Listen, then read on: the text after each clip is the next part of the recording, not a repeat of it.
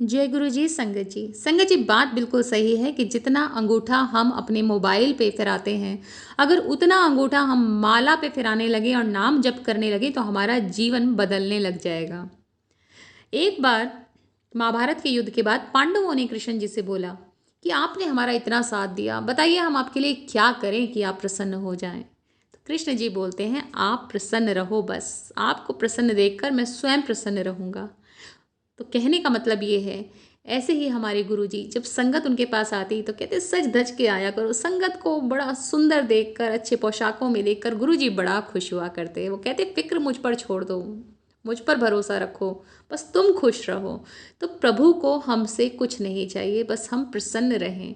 तो संगत जी, प्रभु की अपनी लीला है, वो हम नहीं समझ सकते, तो उनकी प्लानिंग में किसी भी तरीके की अड़चन डालना बिल्कुल सही नहीं है। हमें तो बस उनके चरणों से जुड़ना है।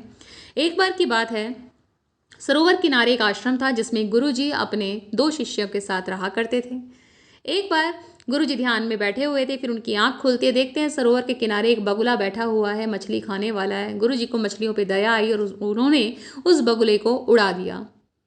थोड़े समय बाद गुरुजी की मृत्यु हो जाती है और उन्हें नरक प्राप्त होता है।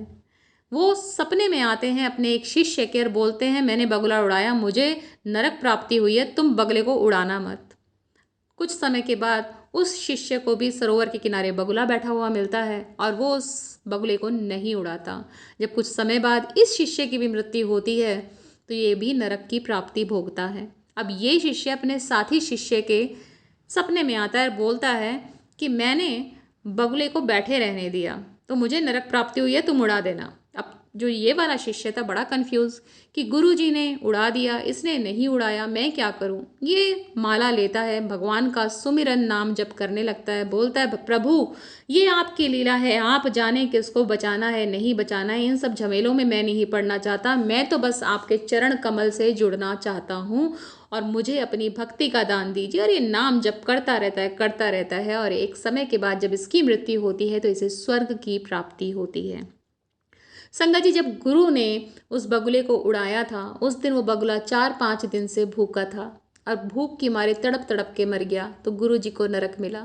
जब दूसरे शिष्य ने उसे नहीं उड़ाया था तब उसका पेट भरा था बगले का और उसने फिर भी मछली को खाने दिया, इसलिए दूसरे शिष्य को भी नरक की प्राप्ति हुई।